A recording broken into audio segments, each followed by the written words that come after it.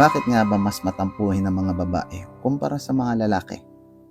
Una sa lahat, yan ay nagsimula mula pa ng pagkabata. Kung paano pinalaki at paano lumaki.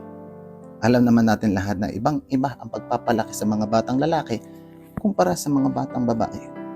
Pag ang batang lalaki natapaan, sinasabi ng magulang, tayo! Boys don't cry.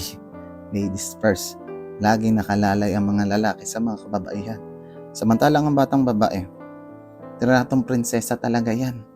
Mas magaan ang presensya sa batang babae hanggang pagtanda niya. Bit-bit niya yan. Entitlement talaga yan. Dahil sa babae, normal lang sa kanila na pag sila ay nagtampo, sila ay susuyuin, sila ay aamuhin, at pag sila inamo, masarap sa pakiramdam. Reward system yan eh. Samantalang sa mga lalaki, pag nagtampo ang lalaki, mataas ang pressure sa kanya dahil yung mga salitang kalalaking tao mo pa naman. Mahirap, di ba? Pangalawa, emotion. Mas likas na madamdamin ng mga babae kumpara sa mga lalaki talaga. Tingnan nyo sa pagkakaibigan na lang. Dalawang lalaking magkaibigan nagkantsawan tungkol sa mga itsura nila. Ang dalawang damuho, Diyos ko, tuwan-tuwa pa talaga. Kumpara mo sa mga babae.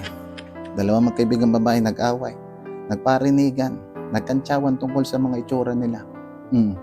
Kadalasan, pinipersonal kasi masyadong ma-emosyonal. Sa madaling salita, ang mga babae talaga ay likas na KSP talaga. They love the attention.